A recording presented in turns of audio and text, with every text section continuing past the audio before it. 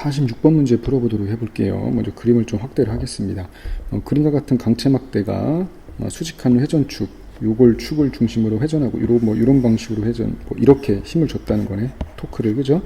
그랬을 때 제동장치 AB가 벽으로부터 힘을 받는 것을 내려다본 모습이다. 초기에는 제동장치들이 압축됨 없이 벽면에 접촉만 하고 있었는데, 여기서 R을 5cm라고 그러면 안 될 것 같아요. 왜냐하면 여기가 5cm니까 R을 5cm로 넣으면 아무 의미가 없으니까.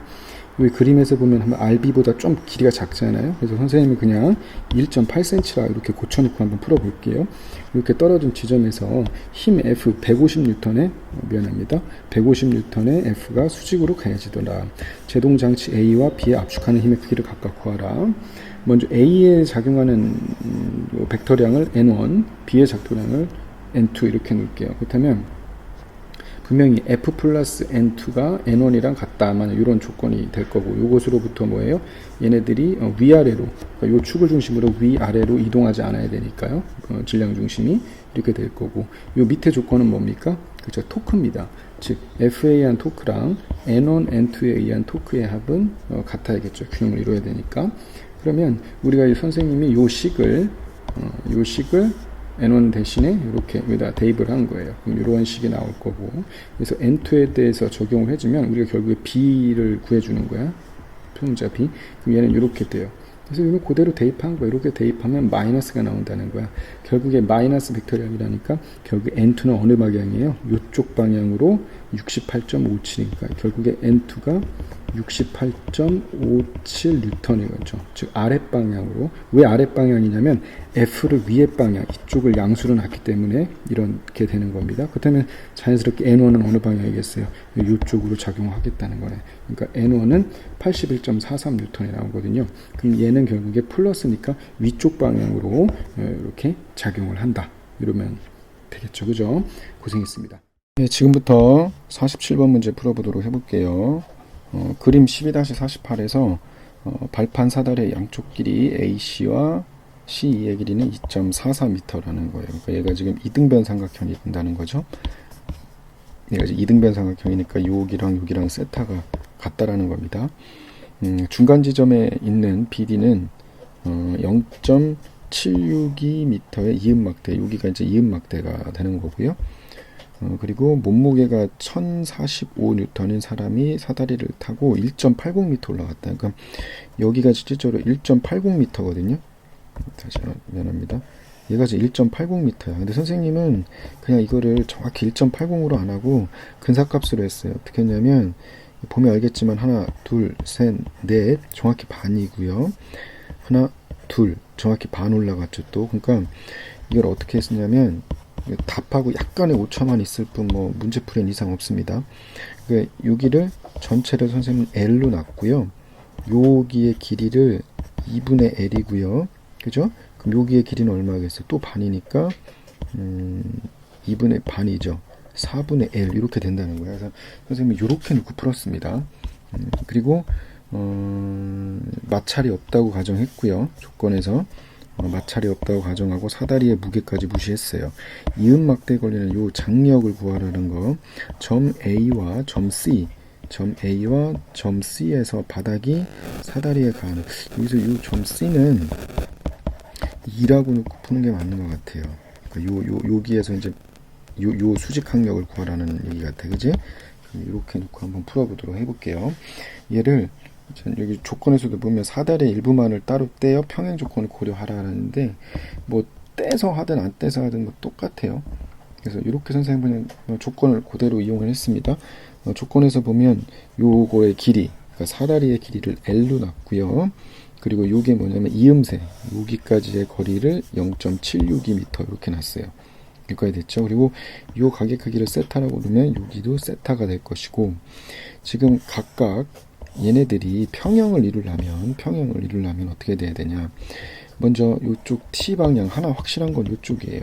이쪽 얘랑 얘는 확실하니까 얘가 평형을 이루려면 이쪽 방향으로 fx가 작용할 것이고 이쪽 방향으로 fy 작용하니까 반작용에 의해서 이쪽이 될 거예요. 여기까지 됐죠. 그러면 정확히 딱 평형 조건을 이루고, 그리고 얘네들이 뭐 해야 됩니까? 또 무슨 평형?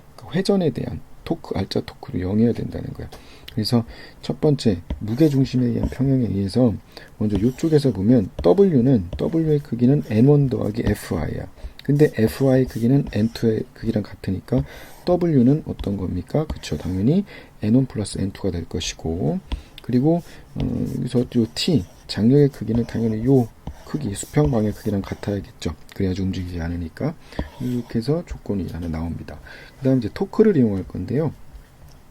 이 사다리도 회전하면 안 되고 얘도 회전하면 안 되잖아. 그지? 첫 번째 위에 거에서 평형을 이루어야 되니까 뭡니까? 요걸 축으로 보는 거야.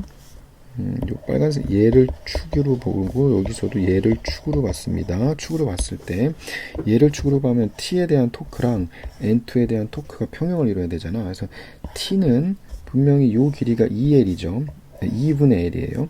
2분의 L이고 얘에 대한 모멘트 팔은 2분의 L의 사인 세타죠. 그래서 2분의 L의 사인 세타고요. N2에 대한 모멘트 팔은 얘를 연장했을 때 얘가 모멘트 팔이잖아. 그러니까 L의 코사인 세타예요. N2의 L의 코사인 세타. 그리고 두 번째, 요 사다리에서도 토크를 이루어야 되기 때문에 무게에 의한 토크, T에 대한 토크의 합은 N1에 대한 토크의 합과 같아야지 될 거예요. 그러면 T에 대한 토크는 똑같이 되고 W에 대한 토크는 아까 뭐라고 그랬어? 요 길이가 얼마예요? 그러니까 요 전체의 길이가 얼마야? 2분의 L이고 요까지가 2분의 L이고 2분의 L이고 얘 또 반이 왔잖아요. 반이니까 4분의 L이죠. 그러니까 4분의 L의 모멘트 팔이니까 코사인 세타, 4분의 L 코사인 세타, N1 역시도 N1 L의 코사인 세타 이렇게 될 거야. 여기까지 됐죠? 그러면 얘를 연립하는 거야. 그러니까 얘를 어떻게 한 거냐면 얘를 어디다 대입한 거예요? 여기다가 대입을 한 거예요. 그래서 정리한 게 바로 얘입니다. 그지? 그러면 L 코사인 세타 다 약분이 돼서 이렇게 돼요. 어떤 식이 또 하나 나오냐면 N1-N2는 4분의 W라는 식이 나와. 그러면은 뭐랑 얘랑 연립을 하자는 거야. 얘랑 연립하면 어떻게 됩니까?